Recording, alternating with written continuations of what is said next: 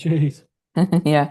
Hello, and welcome to the Anmol Lakhani show, series three, episode one. And today we have G on the show. How are you? Yes. I'm all good. Yeah. You doing well? Yeah, I'm doing great. I'm doing great. I'm very excited to be on. This is actually like my first ever like podcast talk show-esque thing I'm doing. Sorry, if I do look up, it's like because I'm on like a monitor as well. That's probably why. I'm like my ADHD going crazy, but That's all right. yeah, That's all right. doing great. And guys, we should make you aware that he's live streaming a bit of the podcast as well. So Yes. On my TikTok, so go crazy. yeah, just to make you aware of that before we start.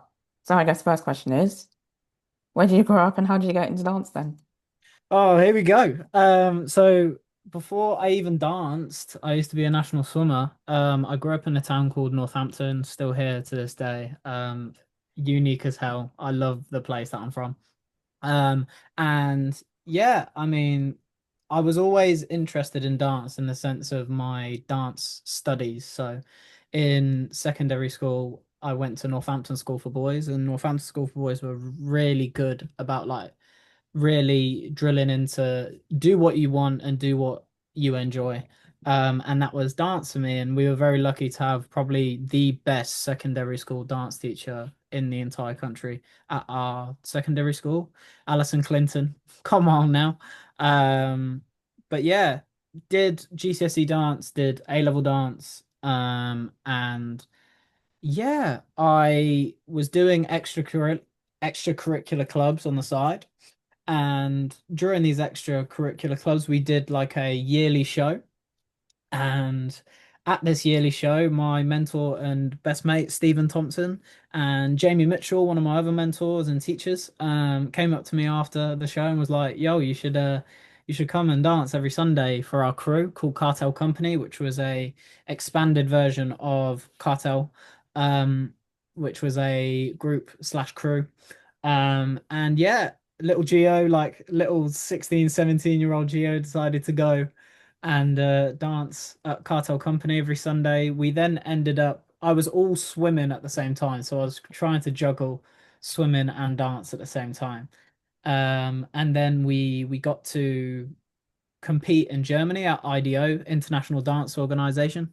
And the next day after we came back from IDO, I quit swimming for the rest of my life. Even though I was quite good at it, I would like to think I was quite good at swimming, but again, I was like, you really need to be the best of the best to make it in swimming. Just a quick question. Would Um, you ever go back to it? no, dance is my everything now. Like I have definitely found my why and found my niche. I would go back for fitness for just every day, like challenge everything because it's still there. Like I still like to use dance, not dance, swimming as like cardio, everything because I'm so into the gym as well. But yeah. Wow, where was I? Germany. Next day we came back. I quit swimming and I've been dancing ever since. I went to London, literally just full blown was like, screw it, I'm gonna go to London every Sunday while doing A levels.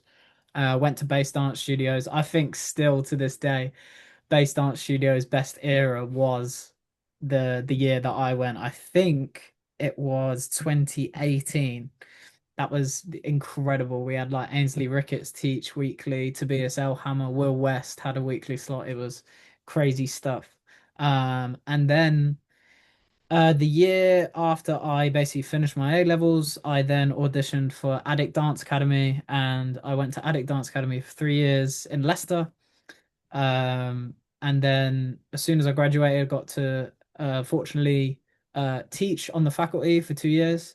And now that's basically my niche now is I teach, I perform, I choreograph, I have taught for Addict Dance Academy, I teach at performers college, teach at professional colleges around the country, I teach internationally, and yeah, that's me. That's it in a nutshell, I feel like. Wow, that's really good. Do you know what? I love whenever I interview dancers, I have such respect for them, like the utmost respect. But not only that, it's because like they pass it down onto the younger generation as well, their Yes. talent and their skills and what they know. So So that leads on to the next question. How did you like progress further in your career after teaching? So, so it I like to think of my career in two lanes. It's performing and then teaching and choreographing. So at any point, the two lanes can overtake one another, and one will always be, you can work on both, but in my opinion, you'll always have one overriding the other. So naturally that will happen. So naturally you have to cater to whatever's forward at the time. Just don't forget about the other. And that's definitely the formula that I use to further my career. So I would be teaching at commercial colleges, etc. But then at the same time, I'd also be taking class in London quite a bit on my days off. Um, Going to sessions. Doing things like Dancers Delight choreographing for things like that, performing in different Dancers Delight sets, etc. For anyone that doesn't know, Dancers Delight is like a commercial showcase, hip hop showcase, in London, which showcases like different artists and different amazing, unique individuals and dancers in one under one roof in a very intimate environment. But yeah, it was just that really. It was juggling both of them and constantly improving in the sense of what can I do that suits me and fits me, but also improves where I need to get to, almost like a building block, a really small stepping stone. Yeah, just juggle both of them basically. And I guess, having to juggle two careers at the same time can also be quite challenging. So It is. how have you managed to y- surpass that challenge and try and work through it?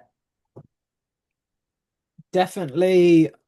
I like to write out a lot of my stepping stones. So I will create what I like to call a goal board. And I will set out goals, short term, long term, whatever that may be, of what I want to achieve. And then I'll tick them off after every single thing that happens. Um, Again, when this choreography thing takes a bit further, I then have to Hmm. lean back into the performance side. So again, I'll do the same thing. I'll create a roadmap with my performance side. An example of it would literally be if I go to this person's class, I'm working these different attributes of my dance. If I go to a certain style class, I then can go to these different people. If I go to this class in a networking sense, I can then get into these agencies. I then it all just builds on one umbrella, and you can literally. It's almost like if you feel lost, you can then go back to it and look at it. Okay, let me just follow the lines again, and work out where I can build a new branch, if that makes any sense. But Yeah, at the end of the day, if we're really pushing it back, who cares what networks you got? Who cares how talented you really are? It really comes under, are you having fun? Does work feel like play? That's a big thing that my mentors and friends and everybody in this creative space really has told me is, are you having fun? Does work feel like play? Basically. that's really good. That's actually quite a good analogy to go on, in fact. I love the analogies. That's the teacher in me. Yeah. I love a good analogy. What's your teaching style like? Is it like intense? Is it beginner's level? Is it It's advanced, definitely advanced. When you take my class, especially like in London, anywhere, you are going to get like everything in one. It's almost I hate this like walk it. It's great. It's great to walk in, learn a combo, film, go. At the end of the day, I'm there's a I like to put it like this. I like to say there's teachers and then there's educators. I like to fall under the educator.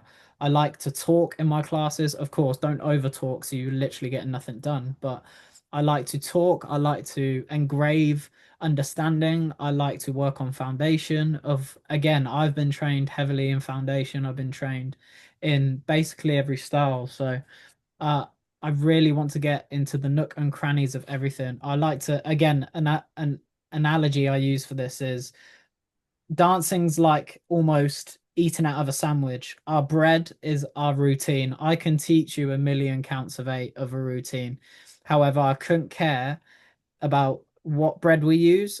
I need to care about what's in the middle of the sandwich. That's what I care about. That's the middle of a sandwich. That's the filling. That's where the flavor is. Example, your rehearsal etiquette, your performance technique, your styles you're working in, your and every I've named three things that are so much more important than killing a routine and then flexing on Instagram that you've done sick in the class. Like we I like to say it like this. I like to say be comfortable staying uncomfortable.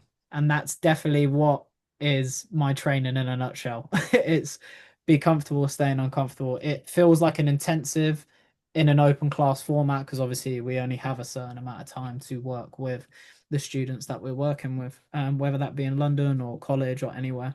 Um, but yeah. I really like your analogies. I really like your analogies.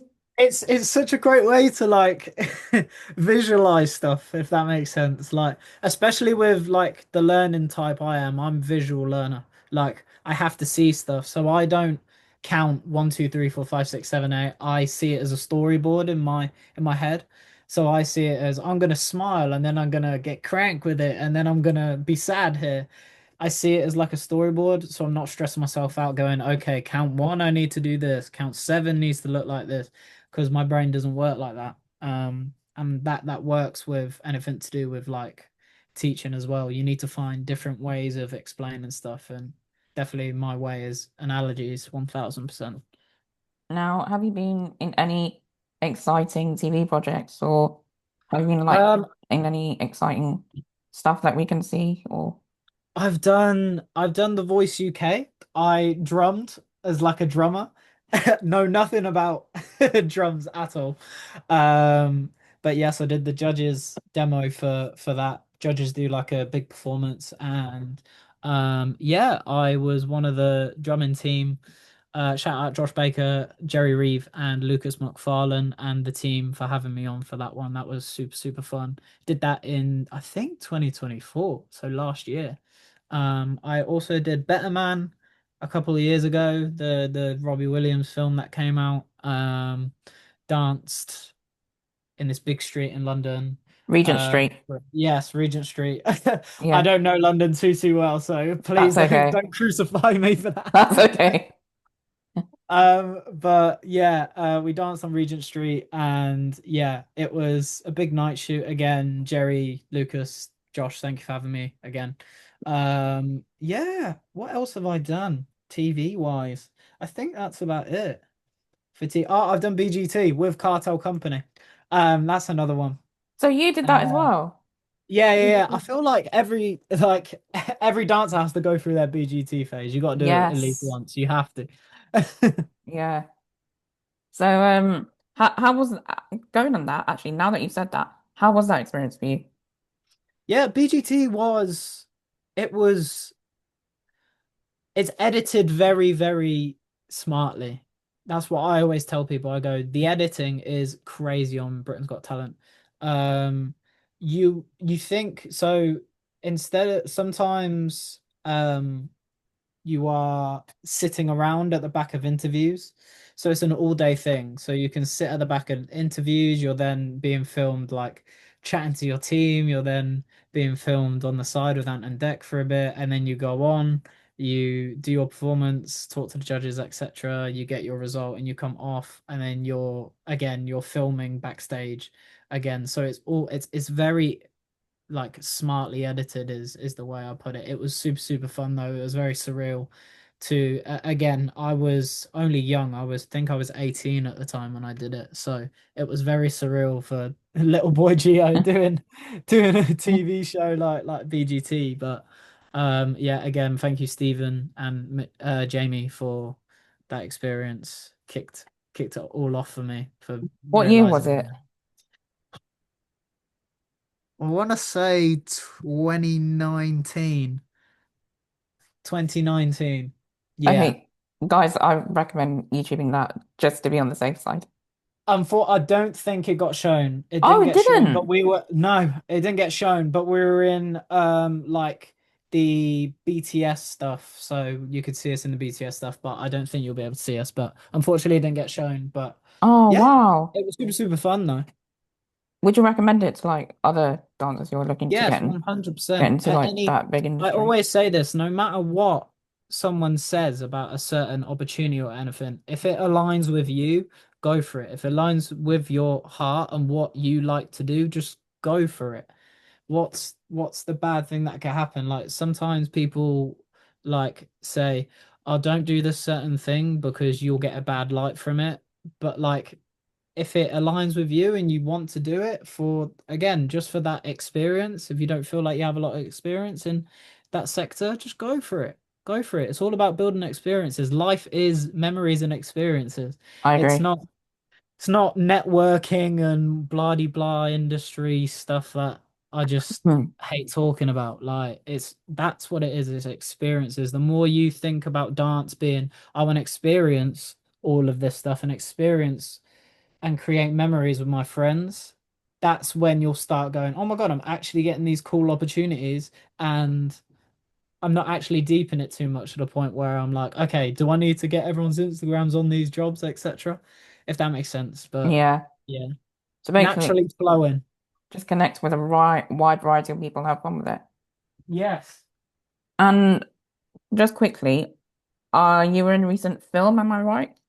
Called Oh, War yes. 2, War 2. Yeah. out in cinemas now. Yes. How was that experience for you? Did you enjoy it? That was, yeah, it was it was intense. The work was intense. But again, like wherever you go, the different cultures, the different people, everybody works differently, and you have to adapt. I tell this to my students all the time. You have to be adaptable no matter what situation you put yourself in. You have to be adaptable as a dancer. One day you could be selling Tour Life, Tate McRae, oh my God, thousands of people. Next day you can be a pigeon and you have to like squabble like a pigeon on TV or something. You have to be able to sell both of them. So yeah, it was intense. It was very full on. We were working long days. And again, I ain't gonna sugarcoat it. It was definitely a mental push for me and all of the cast. But again, what made it so great was we were with so many like-minded people and so many unique individuals that just wanted to enjoy their experience there. Again, full circle there. We were there for the experience and to have fun, but also to get a job done as well on our professional side. That the process then became very enjoyable to us because we were surrounded by so many great people. That's definitely my favorite part about that job was the people and working with the choreographers. Yeah, shout out the team, man. And this one a big dance crew or was just this one a Oh, small it one? was huge. Oh, yeah, yeah. There were I think over 40 dancers. I think over 40 dancers, like 60, I think. Wow, that so you can A imagine lot of it's dancers. big. Yeah, It's this a big is like, project. yeah, yeah, yeah. This movie was huge in India. Like, we had like there was thousands of people. Like we saw on social media when we came back into England when it released. So many like thousands of people like screaming, popping like confetti cannons in the cinema. Like it's a big, big thing for India, which again is super, super cool to be a part of. And just quickly before we finish, do you have any advice for anyone who wants to get into that industry? I know you've mentioned it a lot already, but maybe to summarize or something like that. Um, One big thing that I would say is never forget one, where you came from. Two, never stop chasing growth. Shout out to Rowan Chambers, one of my friends. He and my teacher as well. He taught me at college. He non-stop speaks about growth, and I can't Yeah. like agree more. Like the Sorry, can I just more, interrupt quick? of They're the course, twins, right? yeah, yeah, Alex and Rowan Yeah. Chambers. Yeah. Yeah, I know them because I follow them. Um, Yeah. yeah. Yeah, so go on, you were saying about growth. But yeah, Rowan is a big person that has engraved just chasing growth all the time. And yeah, it's super, super important. The more you chase growth, the more the process is going to feel more natural, and the more your process is going to feel less like stressful for yourself. Um, Another thing is be as versatile as possible. Don't contain yourself to one thing. Like, as much as I want to dance for the Kid Leroy and I know I'm going to dance for him and choreograph for him and everything, like, that is my dream. However, to get to my dream, I need to find my own path, and that path is not going to be straight, unfortunately. It will always curve round. You'll go off a tangent, you'll find a bigger area where you can be in your bag for a bit, but then you've got to go out of that bag to chase it again. Be versatile. Don't cut off. It's like a tree. Again, the mind map idea. You're at the bottom and there's these tree branches coming off of it. I don't want to just build one tree branch. I need to build multiple lines to different bigger sectors. That's how we become more bookable dancers. And I'm not going to say this industry is easy because it's not. It's bloody hard. Yeah. It's bloody hard. And even like I'm 23 years old, I'm still figuring it out. And no matter how old you get and how like long you stay in this industry, you are still going to be figuring it out. Like everybody is figuring it out. It's the most like if I went up to someone in an industry chat and said, how do you how do you make it? They can't give you a straight answer because they're only able to give you their version of events. Yeah. Now, a big thing I need people to take away from this when you have an industry chat like this is don't take it with a grain of salt. Take bits from their journey and put it into your practice. Don't go, I'm going to follow exactly what they've done to then make sure it happens to me. No, because then you're doing it wrong. Because I can promise you, it most likely isn't gonna go that exact same way. Because you need to find your own unique journey and your own unique way to your goal. You have a completely different goal to them, so you need to find your unique pathway there. And I think I said this on my self-reflection post. Everyone has their own journey and everyone goes different ways. Gosh, I think That's It's definitely a big thing. It's definitely a big thing that, especially with myself, like that's a big thing that I've been working on is comparison and just doing you. Like, don't get caught up in this Instagram heavy, like, don't get caught in this Instagram bubble of I need to be doing this, otherwise I ain't gonna make it. You can be doing stuff in your own bubble on the sidelines to other people and still make it. Make your own opportunity, um make your own future. Don't follow someone else's just because it's cool or trendy. That's what I would say. yeah. Wow, I think that was the most inspirational chat I've ever had. Thank you so much. Thank you so much. I try to be. Thank you. Bless Um, you. thank you guys. Let me just stop the recording.